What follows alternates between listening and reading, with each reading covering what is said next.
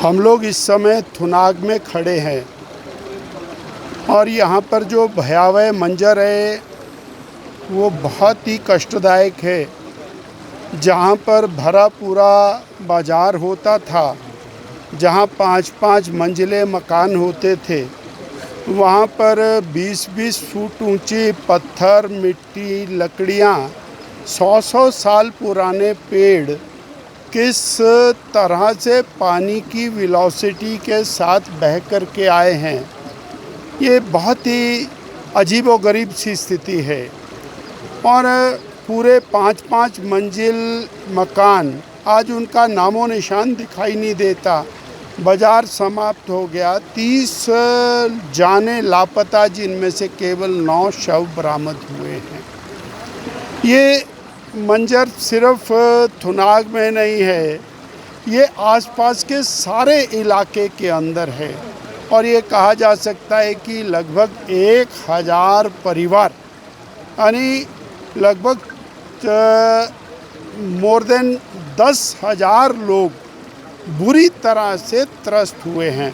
और सामान्य समाज जो प्रभावित हुआ है उसकी संख्या 25,000 से ज़्यादा दिखाई देती है, जिनका जनजीवन पूरी तरह से अस्त व्यस्त हुआ है।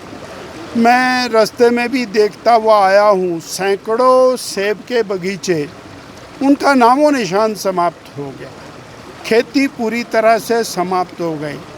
और ये जो सराज विधानसभा क्षेत्र है, इसमें सर्वाधिक नुकसान हुआ। मंडी जिला में बहुत नुकसान हुआ है, चाहे वो हमारा करसोग का क्षेत्र हो, नाचन का क्षेत्र हो, धर्मपुर का क्षेत्र हो, परंतु सराज विधानसभा क्षेत्र तो बिल्कुल ऐसे नेस्ते नाबूद जिसको कह सकते हैं। प्रलय अगर आई है तो वो यहाँ पर प्रलय शब्द जो हमने कभी पढ़ा है उसकी वास्तु स्थिति यहाँ पर दिखाई देती है। ऐसे में प्रदेश की सरकार से हम कहना चाहते हैं कि अब राहत और बचाव कार्य से आगे बढ़कर रिहैबिलिटेशन का काम तुरंत शुरू करने की ज़रूरत है। हम यहाँ पर खड़े हैं, 20-20 फुट मलबा है, 20-20 फुट मिट्टी है, पत्थर हैं, लकड़ियाँ हैं। अब ऐसी स्थिति के अंदर कितने दिन तक लोग कैंपों के अंदर रहेंगे, कितने दिन तक उनका जीवन उसमें चलेगा। और मैसिव स्केल पर, बड़े स्केल पर और ये काम करने की ज़रूरत है। भारतीय जनता पार्टी सभी पीड़ित परिवारों के साथ खड़ी है। पूरे प्रदेश से राशन की किटें बन कर के मंडी पहुंच रही हैं।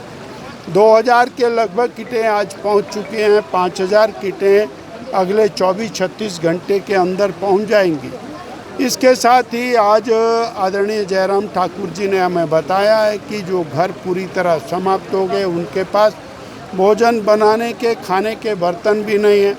तो हम अगले 48 और 72 घंटे के अंदर लगभग 1000 बर्तनों की किट, कंप्लीट किट जो रसोई किट है वो और भेजने का प्रयास करेंगे।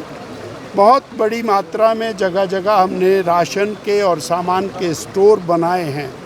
वो स्टोर से आवश्यकता अनुसार सामान पहुंचेगा, परंतु इतना काफ़ी नहीं है।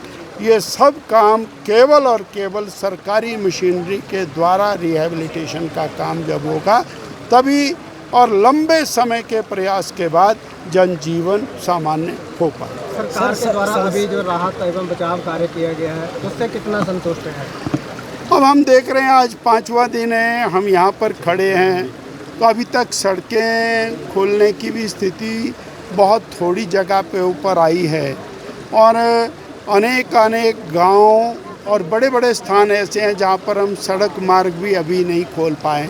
बिजली रिस्टोर करने की बात है, पीने का पानी रिस्टोर करने की बात है। पीछे थुनाग में मैं था, वहाँ पर कीचड़ वाला पानी आ रहा है, लोगों को पीने के पानी के कारण बीमारी होने की स्थिति खड़ी हो सकती है। यहाँ पर पशुओं के दबे होने की संभावना, स्मेल आ रही है। जिन बॉडीज़ को हम ढूंढ रहे हैं तो वो बॉडीज़ भी हो सकता है इसके अंदर हो जहाँ स्मेल आ रही है। यानी और मैसिव स्केल पर काम करने की ज़रूरत है।